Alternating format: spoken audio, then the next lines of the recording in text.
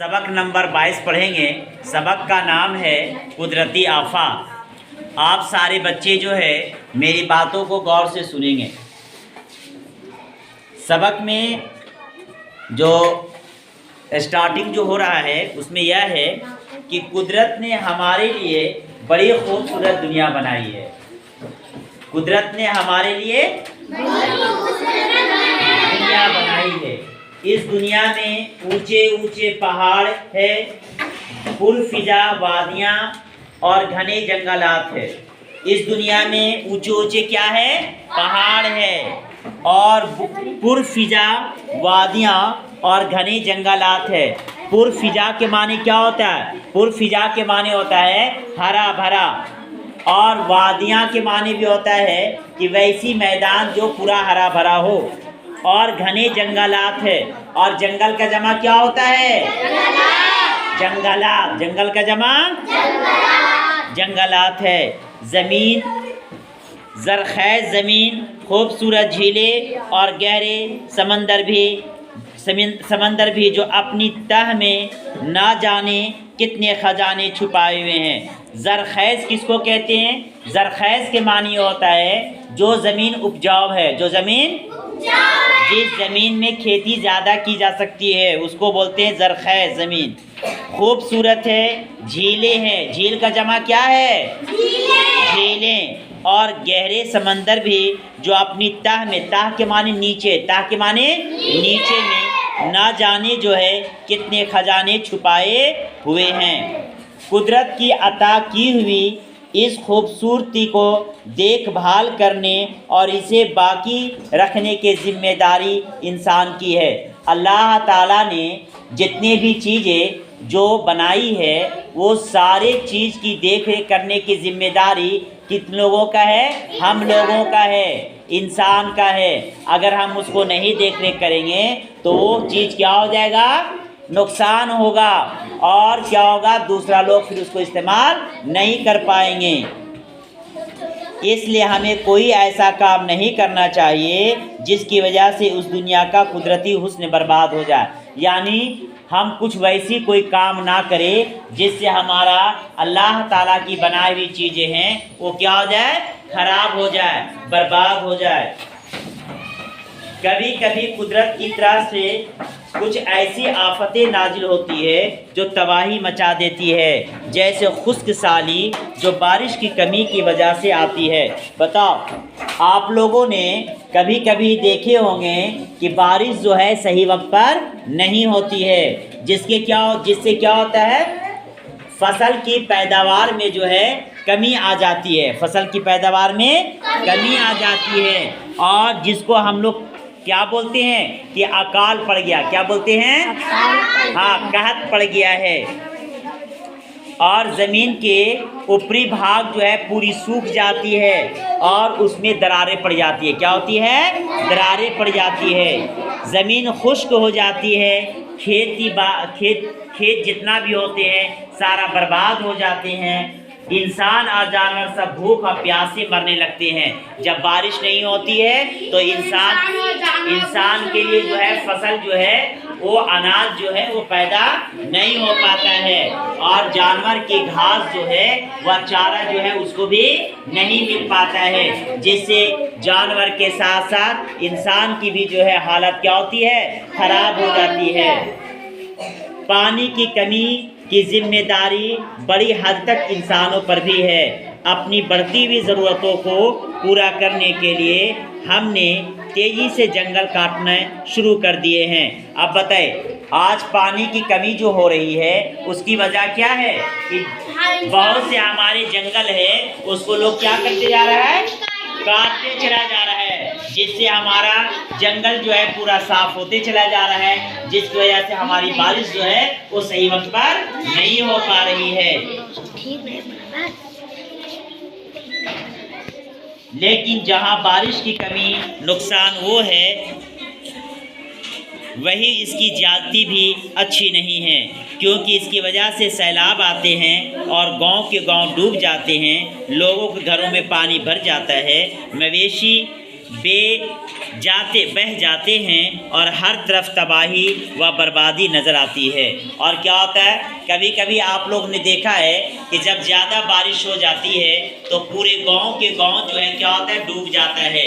सब लोग क्या होते हैं, बह जाते हैं, फसल बर्बाद हो जाता है और जानवर बहकर चला जाता है, इंसान मर जाते हैं, इंसान का घर जो है वो क्या होता है, बह जाता है ना, लोग तबाह और बर्बाद हो जाते हैं। तो ज़्यादा पानी जो है लोगों के लिए नुकसानदेह साबित होता है और कम बारिश भी जो है लोगों को नुकसान करता है। इसलिए हमें पानी उतना ही चाहिए जितना इंसानों की ज़रूरत है। जमीन की ऊपरी तह में पथरीली और सख्त चट्टानें होती है। जमीन की ऊपरी सतह पर क्या होती है, हाँ, इसके बहुत नीचे लावा खौलता रहता है। जमीन के नीचे क्या खौलते रहता है, लावा खौलते रहता है, गर्म दम होकर खौलते रहता है।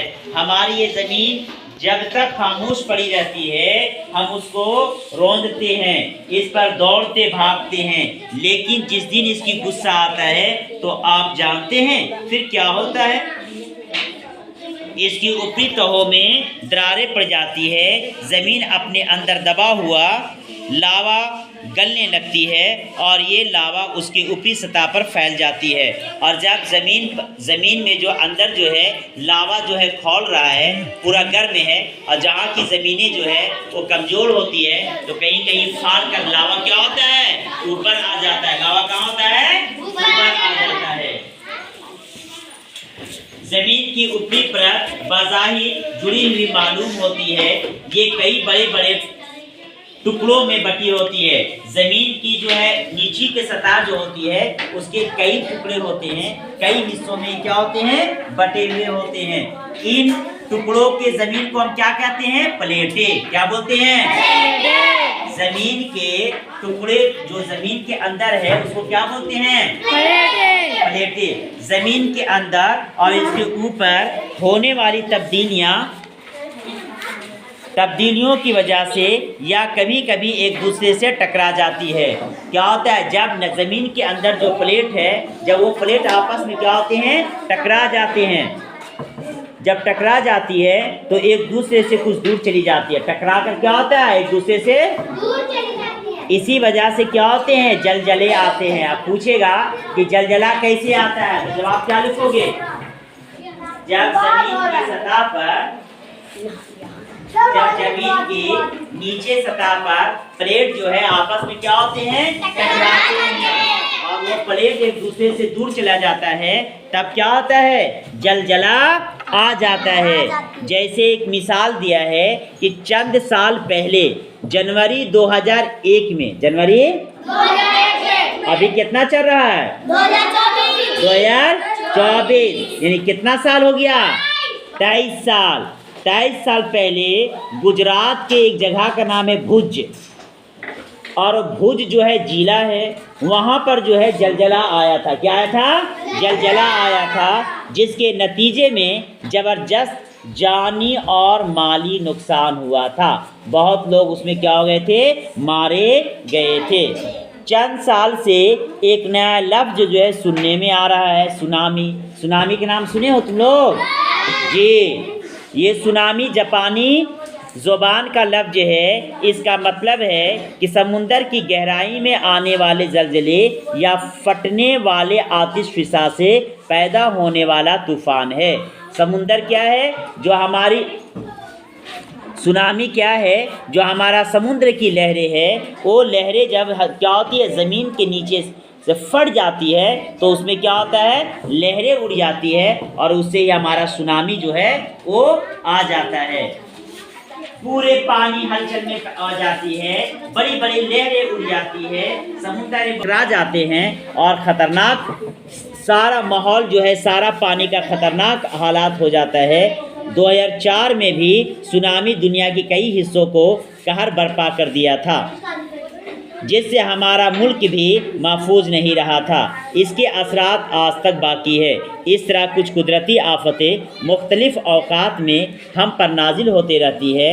اب انسان ان خطروں کا مقابلہ کرنے کے لیے اپنے آپ کو تیار کر رہا ہے، یعنی ہم کو جو ہے اللہ تعالیٰ کی جو چیزیں ہیں ان چیزوں کو پر جو ہے زیادہ چھیڑ چھاڑ نہیں کرنا چاہیے۔ ہمارا دنیا بہت خوبصورت ہے، اس کے حسن کو قائم رکھنا ہمارا فرض ہے۔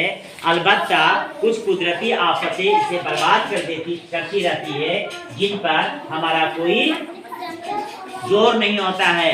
ہمیں پیڑ پودے، جنگلات اور پانی کے ذخیروں کی حفاظت کرنی چاہیے۔ ہم ان کی کمی کو نقصانات سے محفوظ رکھیں۔ درختوں کو ہمیشہ ہی بے دردی کے ساتھ کاٹا جا رہا ہے، لیکن اب ضرورت ہے اس بات کی کہ وہ زیادہ سے زیادہ درخت لگائیں، ٹھیک ہے؟ تو ابھی جو میں نے آپ کو پڑھایا قدرتی آفات، آپ لوگوں کو سب کو سمجھ میں آئی؟ جی، اب اس کے کچھ سوالات ہیں، میں تختہ سیاہ پر لکھوں گا، آپ لوگ اس کا جواب بنا کر دکھاؤ گے، ٹھیک ہے؟ شکریہ۔